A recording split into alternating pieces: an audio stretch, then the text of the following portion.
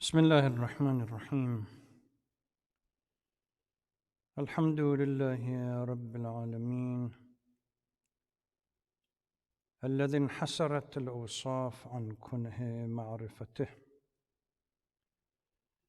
وردعت عظمته العقول فلم تجد مساغا إلى بلوغ غاية ملكوته، ثم الصلاة والسلام على خير خلق الله البشير النذير سيدنا ونبينا محمد وعلى آله الطاهرين المعصومين المنتجبين. اللهم صل على محمد وآل محمد. Praise be to Allah, who is such that it is not possible to describe the essence of knowing Him, and intellects have failed to understand the greatness of His glory. We greet the most select of all creation, the one who gave glad tidings and forewarned, our Prophet and his infallible family.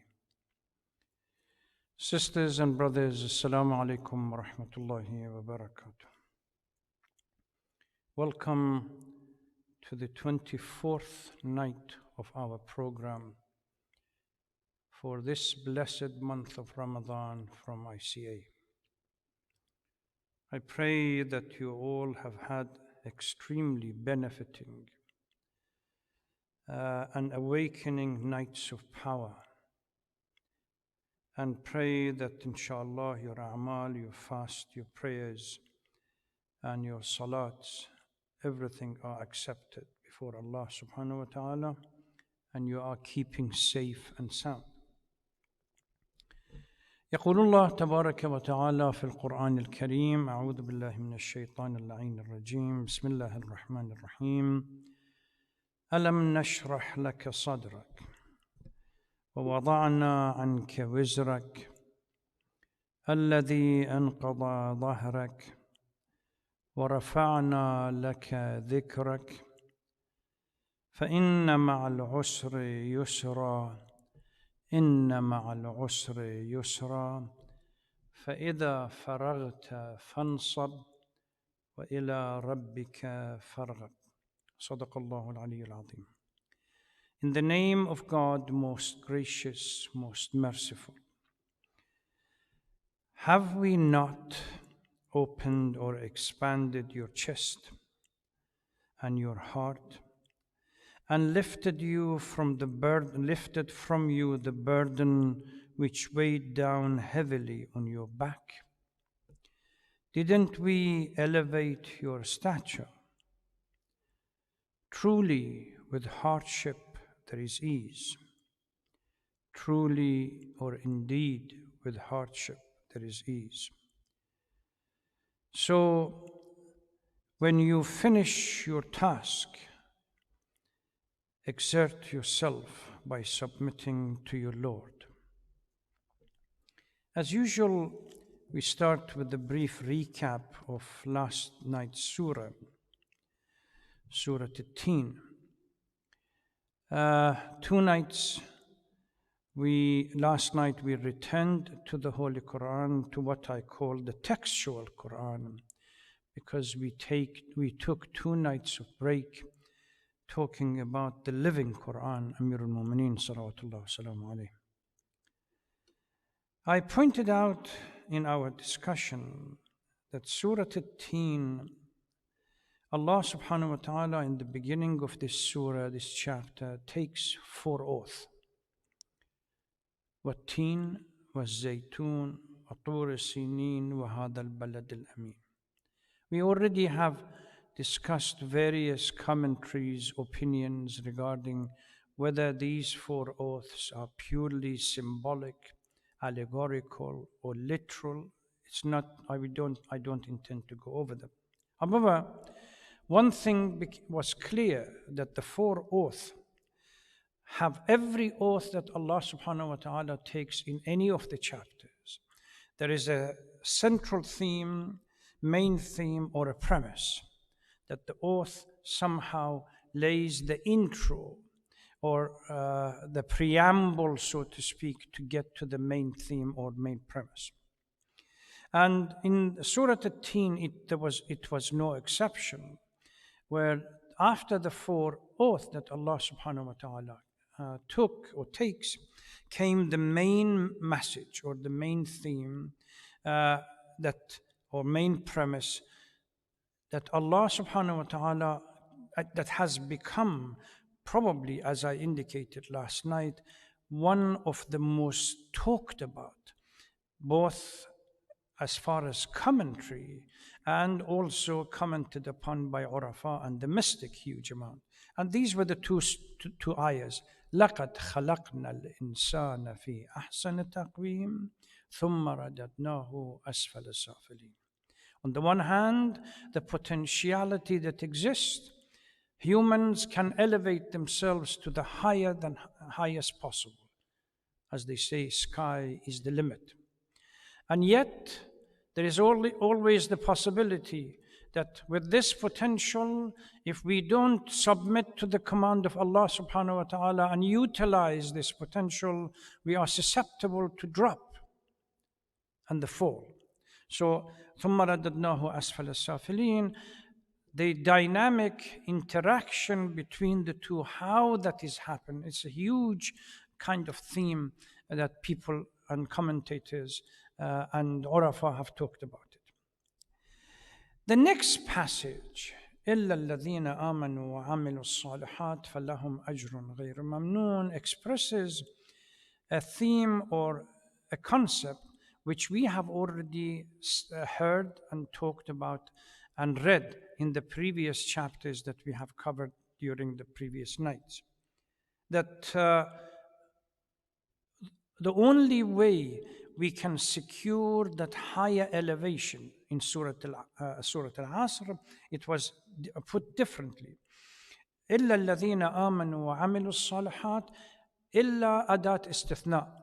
You are making an exception or separating what happens after from the previous verse.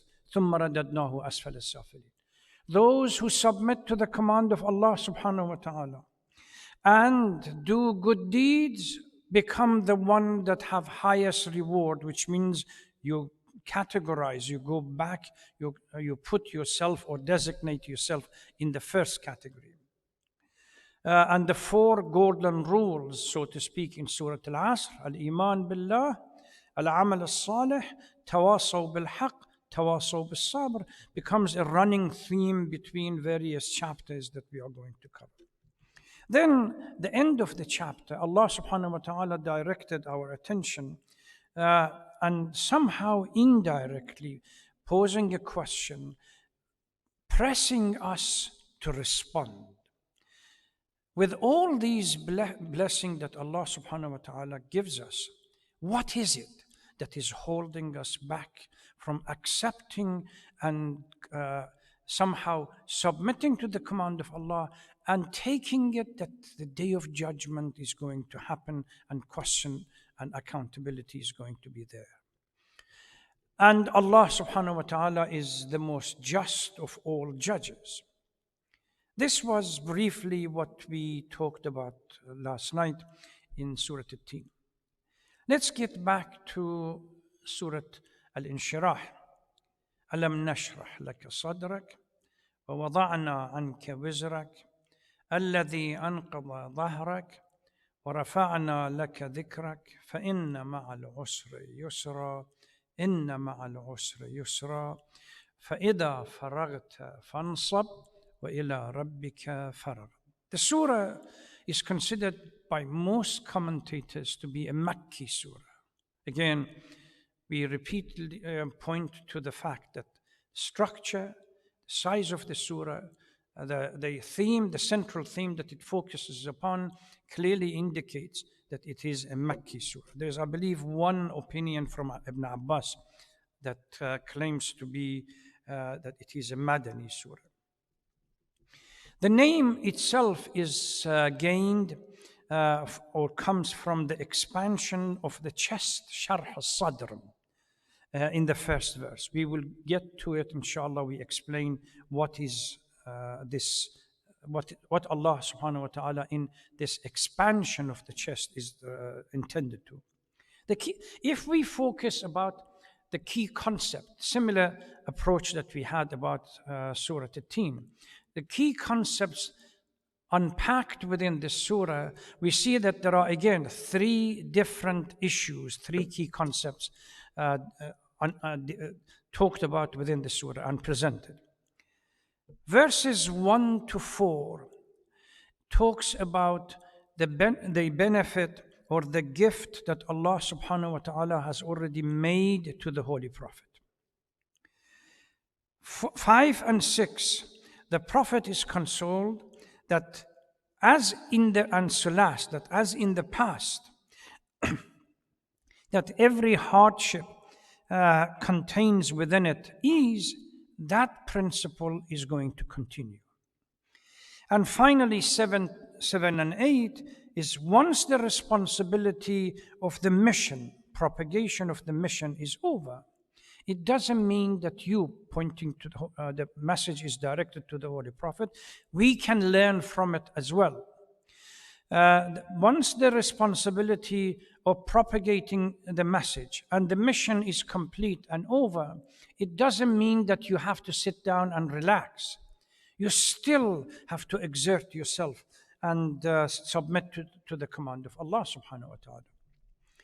Because of that, the first four verses, the running theme in them about blessing and gifts that Allah subhanahu wa ta'ala has granted to the Holy Prophet, it seems that it is somehow complementary to the chapter that inshallah tomorrow night we will discuss, and that's Surah al-Duha. In Surah al-Duha, أَلَمْ يَجِدْكَ يَتِيمًا فَآوَى starts from there. And in this surah, أَلَمْ نَشْرَحْ لَكَ صَدْرَكَ, the same structure and this approach is outlined, which as a consequence, the scholars have claimed, the jurists have claimed, similar to Surah Al-Fil and Quraysh and La'ila for Quraysh, that there was a debate. These were one surah divided into two, and hence one could recite them after Surah Al-Hamd without saying Bismillah ar-Rahman ar-Rahim. In them, the same thing happens here, that the jurists have indicated that Surah Al-Insharah and Surah Al-Duha can be read.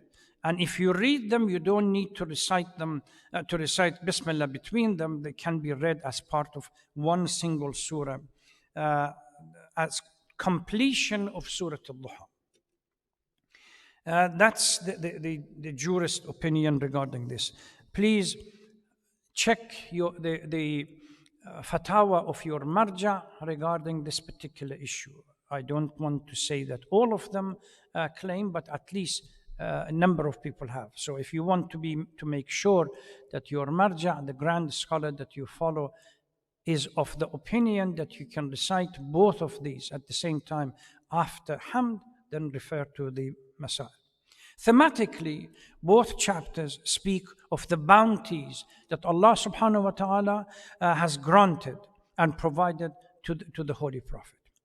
A relief to the affliction and the difficulties and the challenges that he has faced in delivering the message and propagating Islam. With a slight difference that the blessing pertain more to the extra conditions in chapter number 93, while pertains more to the spiritual circumstances in this chapter. So Surah Al-Duha talks more about the external blessings that Allah has granted the Holy Prophet. In this chapter, Allah reminds the Holy Prophet of the spiritual gifts that he has received. And then the surah begins with another reminder. As I said, the structure of the questioning is almost identical. Alam yajidka, alam nashrah. Both of them are questioning that God has bestowed the Holy Prophet with a number of gifts and privileges. And then comes the reassurance after that every challenges. There is a hadith, I have recited this couple of times, that this is from the Holy Prophet. Ma ana nabiyyun mithli qat. Not a single prophet suffered as much as I have in delivering my message and the mission that I was given the responsibility to in any of the prophets before. Naturally, under the circumstance, Allah subhanahu wa ta'ala is trying to reassure the Holy Prophet that all these challenges, trials, tribulation, and the difficulties that he is going through in delivering the mission is not going to be forgotten. Allah subhanahu wa ta'ala would reward. And the way the two chapters are structured clearly outlines few of them. Alam nashrah laka sadrak. What is the meaning of sharh? The expansion of the chest and contraction of it. In the Holy Quran, repeatedly we have verses that talk about this. When somebody's chest is opened, it's not referring to the physical chest. Here is more of referring to the soul, to the inner heart. When Allah subhanahu wa ta'ala opens that heart, opens that chest, opens that soul, and so that the person becomes a recipient of Allah's glory and Allah's mercy. We have in the story of Musa alayhi salatu wasalam, when he was told that he is the candidate to receive the prophethood and become responsible in guiding Pharaoh and Bani Israel out of their misery, the first thing that he asked, رَبِّ اشْرَحْ لِي صَدْرِي وَيَسِّرْ لِي أَمْرِي وَاحْلُلْ عُقْدَةً مِّن لِسَانِي يَفْقَهُ قَوْلِي. O Lord, expand my chest. We get to it in a few minutes. Every leader, specifically prophets, Allah subhanahu wa ta'ala has to grant them, give them the mean by which they become suitable for the post. What Musa is asking is, give me those means. This is going to be a huge task that I have to endeavor. And I need those means to support me in this struggle. Rabbi shrah li sadri. O Lord, expand my chest. Make my affair easy. Untie the knot from my tongue. It is claimed historically that he had slight stutter, couldn't say words properly, but at least he's asking Allah to remove that, so that they may understand my speech. These are the tools that Prophet Musa is asking Allah subhanahu wa ta'ala to grant him so that he will succeed. There is another verse in An'am 125. فَمَنْ يُرِدِ اللَّهُ أَنْ يَهْدِيَهُ يَشْرَحْ صَدْرُهُ لِلْإِسْلَامِ. When the person is the right candidate for guidance, Allah subhanahu wa ta'ala expands his soul and his or her inner heart, that they become recipient of the message. Month of Ramadan was supposed to be spent in a way that we ask Allah to expand our soul and our heart, to become the right candidate, to receive Allah's mercy. So whoever God wishes in the second one to guide, He expands their chest for submission. There is also Sharh al-Sadr in the Holy Quran in the negative sense. So when we combine all these, in the sense, one Sharh al-Sadr could be in ordinary people for inclination, tendency, it could be positive or negative. Yashrah sadruhu lil-Islam means tendency or inclination towards submission towards Allah.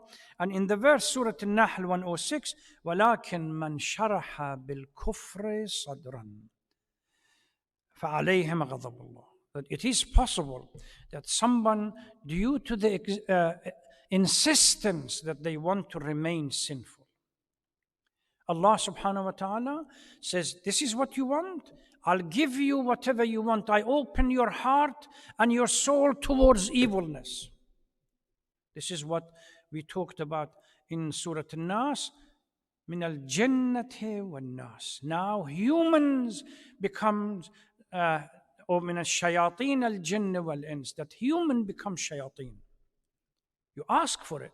There is another verse in the Holy Quran that talks about these extremely wealthy individuals, that wealth becomes the lens for seeing things. Allah subhanahu wa ta'ala says, I will grant you whatever you want. But then, remember, there is questioning in the hereafter. So here, whoever God wishes will expand their soul and their heart, and whoever Allah wishes will lead them astray, He makes their heart and their soul contract. Expansion and contraction refers to one's essence of being, which is the soul or the heart. In our daily life, we have a metaphor that they say a true leader must have a big heart, or leadership requires a big heart. In essence, a person has to be patient, humble, fair, etc., etc. So when it comes to the Holy Prophet, or those that Allah subhanahu wa ta'ala command them and select them to become the Prophet, they must possess these characteristics. We see repeatedly in the Holy Quran about the Holy Prophet, that the Holy Prophet had the humility which was necessary, the open heart which was necessary, the patience which was necessary, the fairness which was necessary. These are the means. So when Allah subhanahu wa ta'ala is talking about Alam nashrah laka sadrak, indeed we opened your heart, your inner heart, your soul, and we gave you the qualities, the attributes that you need to succeed in your message, in delivering the message, which are what? All the characteristics that you need: balance, fairness, patience, justice, etc., etc. All of these come under the category of Sharh al-Sadr. In another word, we gave you all the means that you need for your prophecy. وَوَضَعْنَا عَنْكَ وِزْرَكَ. Now, the verse goes, the four, I said 1 to 4, are part of reminding the Holy Prophet by Allah that these are gifts and blessings that we gave you. وَوَضَعْنَا عَنْكَ وِزْرَكَ الَّذِي أَنْقَضَ ظَهْرَكَ. What worried you, what concerned you, this weight of the responsibility that you have, that you're going to, the same thing with Prophet Musa, that asks Allah to yassir li amri. In here Allah subhanahu wa ta'ala says, we know of the pain that you are going through and how heavy of a load this is. أَنْقَضَ ظَهْرَكَ. Naqd means when the back, the bones creak due to huge weight. So here Allah subhanahu wa ta'ala says, وَوَضَعْنَا عَنْكَ وِزْرَكَ. We removed some of that burden that your bones would have been creaking under that weight. Relieved you from some of that. And here, again, our scholars have gone into how did that happen? The role that Amir al-Mu'mineen salawatullah salamu alayhi played in supporting the Holy Prophet. Some of the responsibility was removed from the Holy Prophet and the struggles were given. This is why in a hadith, the Holy Prophet refers to Ali as Wazir. Wazir literally means somebody that takes some of the responsibility from the leader or whoever it is. So some of this responsibility was given, the protection of the Muslim community, defending the Muslim community, standing up for them, etc., etc. These are part of those responsibility that we talked about during the few nights. No one, leaving the Holy Prophet out, no one from the early Muslims sacrificed and worked as hard as Ali did for the development of Islam. وَوَضَعْنَا عَنْكَ وِزْرَكَ. This heavy weight, we removed it from your back. That, metaphorically speaking, would have had we put it on your back, it would have, your bones, as I said, metaphorically speaking, your bones would have been creaked from the weight of this responsibility. So for the success of the mission, we gave you all the means that you needed, and we removed some of the heavy responsibility from your shoulder, O Prophet, and allocated it to somebody else. Now, وَرَفَعْنَا لَكَ ذِكْرَكَ. This is the last of the 4 verses that Allah subhanahu wa ta'ala, as part of the gift for the Holy Prophet.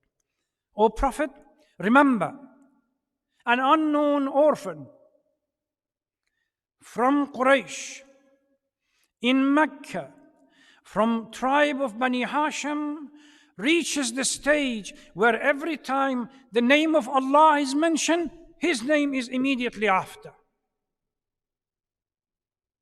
وَرَفَعْنَا لَكَ ذِكْرَكَ. In Holy Quran, إِنَّ اللَّهَ وَمَلَائِكَتَهُ يُصَلُّونَ عَلَى النَّبِيِّ يَا أَيُّهَا الَّذِينَ آمَنُوا صَلُّوا عَلَيْهِ وَسَلِّمُوا تَسْلِيمًا. That's the elevation. Allahumma salli ala Muhammad wa ali Muhammad. So he is reminding the Holy Prophet, because you persevered, because you faced the challenges. Yes, we gave you the mean. Because you faced the challenges, and we gave you the support that you needed for this mission to succeed, Allah elevated you. This is the last of the 4 gifts. Elevated your name. We see it again in the challenges that in one of the confrontation Muawiyah had with one of the followers, or at least friends of Amir al-Mu'mineen. He says, just listen to the sound of Mu'adhan. Every time God is being mentioned, Muhammad ibn Abdullah, the orphan of Quraysh, comes after. How can I relax? So in here we have a number of ahadith, both from the Shia Sunni sources and the Sunni sources, talking about ahadith from the Holy Prophet, referring to this point of elevation.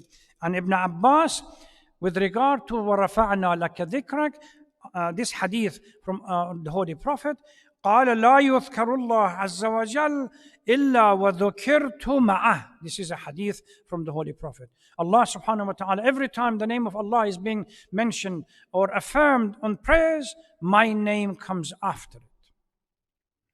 Or Shafi'i in his book Al-Risala, قال لا أذكر إلا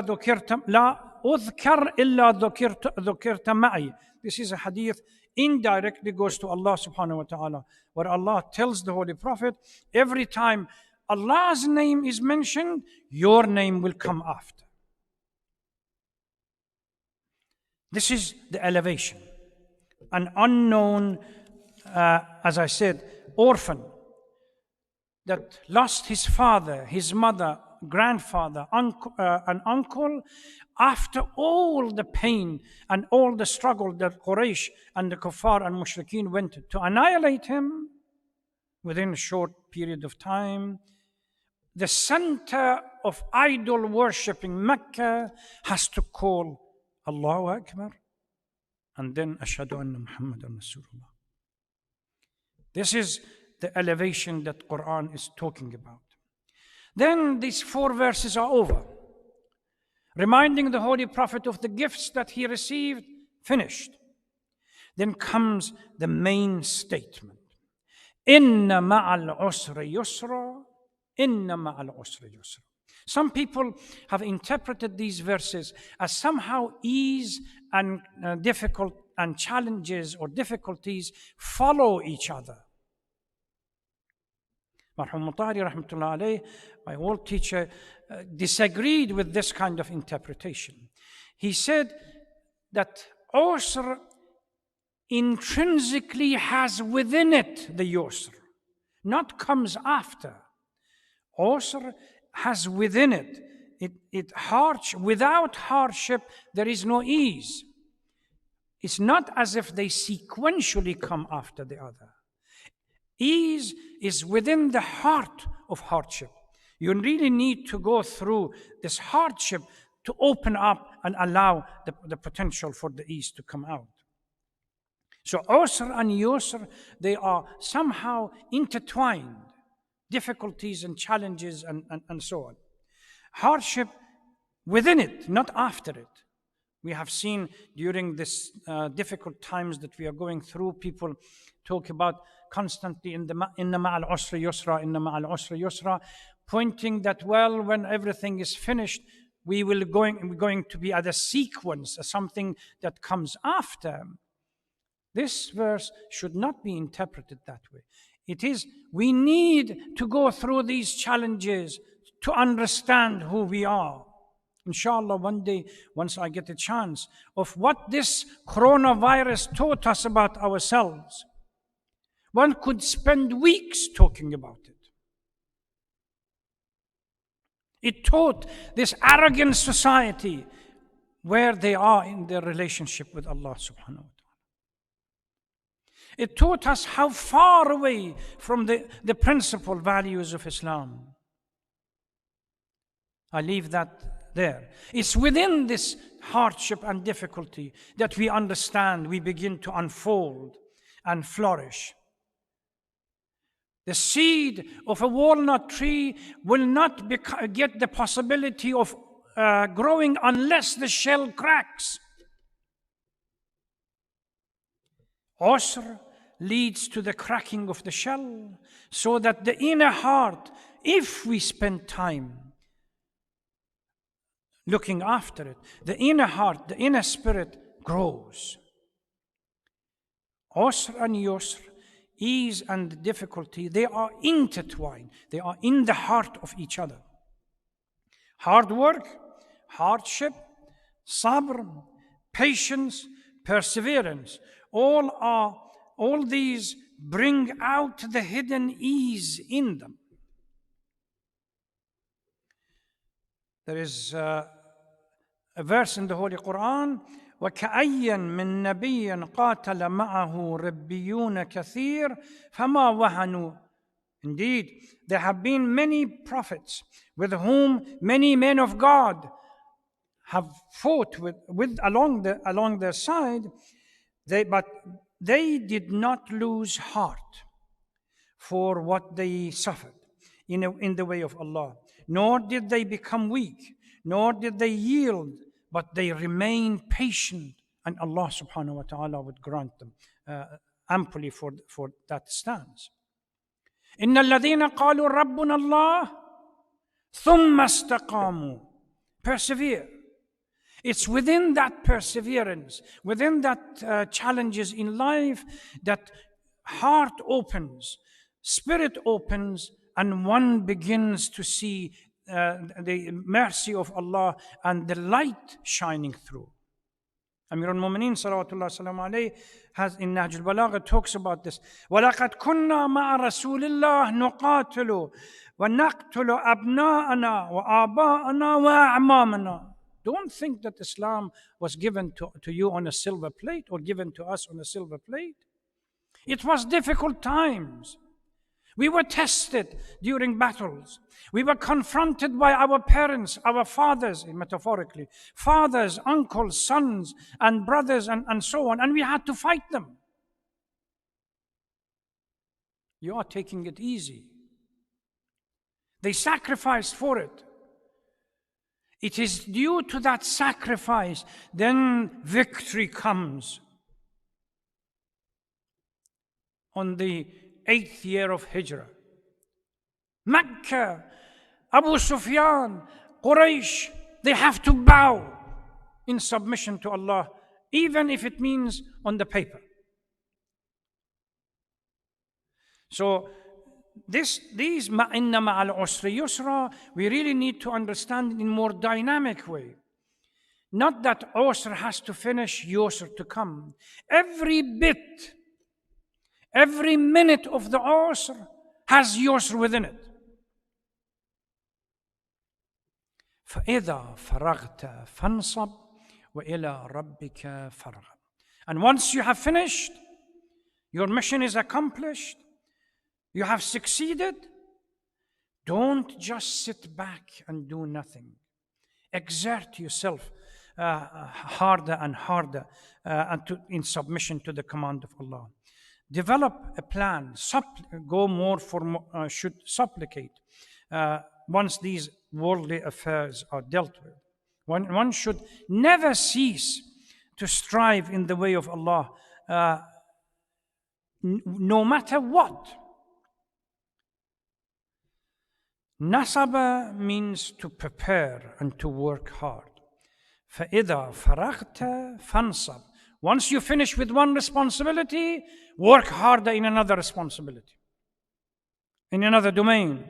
وَإِلَىٰ رَبِّكَ. Be mindful of submission to the command of Allah.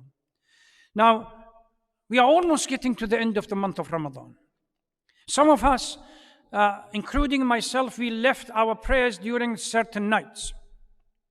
Others, the more privileged ones, started hard work from the beginning of the month of Ramadan. It doesn't mean that by the end of the month everything is finished and we go back to the comfort zone that we were familiar with. This verse is telling us, even if we were successful, if we accomplish our goal during the month of Ramadan, doesn't mean that we have to somehow drop our guards and go back to the normal life. Shaitan is still there.